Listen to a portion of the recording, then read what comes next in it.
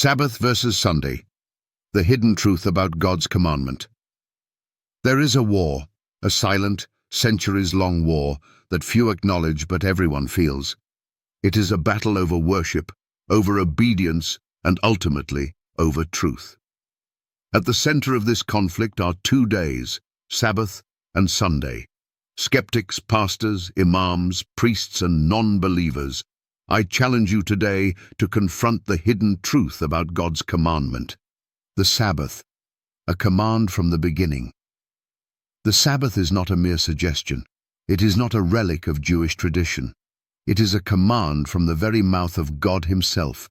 In Genesis chapter 2:2-3 we read, "And on the 7th day God ended his work which he had made, and he rested on the 7th day from all his work which he had made. And God blessed the 7th day and sanctified it." Understand this.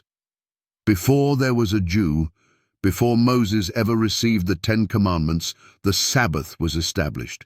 It was sanctified, set apart, as holy.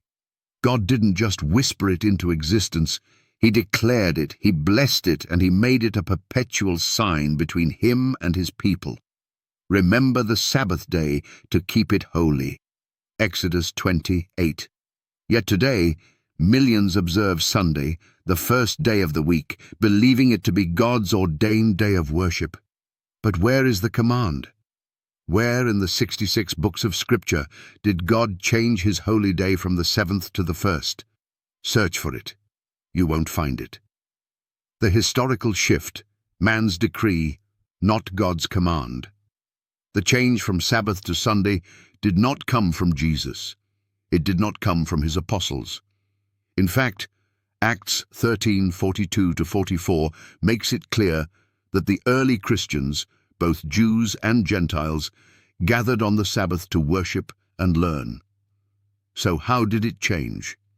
History speaks.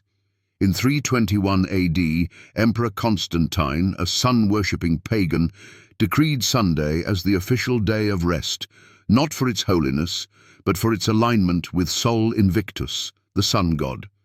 His decree was political, designed to unite pagans and Christians under one banner.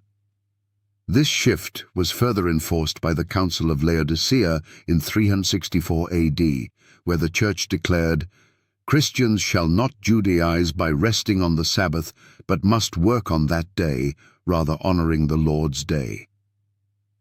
Man made the change, not God. God's law, immutable and eternal. Malachi 3:6 declares, "For I am the Lord, I change not." If God does not change, if his word is eternal, then who authorized this switch? Did Constantine have the authority to alter what God had sanctified? Did the church councils possess divine power to rewrite God's command? Jesus himself declared, "Think not that I am come to destroy the law or the prophets. I am not come to destroy, but to fulfill." Matthew 5:17.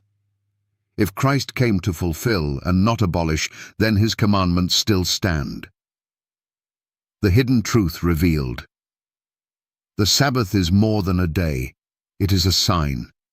Ezekiel 20:20 says, "And hallow my Sabbaths, and they shall be a sign between me and you, that ye may know that I am the Lord your God." It is a marker of allegiance, a memorial of creation, a declaration that God, not man, is sovereign. Sunday, on the other hand, is a tradition, born not of Scripture, but of political convenience and ecclesiastical power. It is time to confront this truth. It is time to pull back the curtain of tradition and see God's command for what it truly is, unchanging, unyielding, and eternal. The final question. So I ask you, skeptics, pastors, imams, and priests, who changed the Sabbath? Was it God, or was it man? If it was man, then who are you really obeying? The answer is clear. The question is, what will you do about it?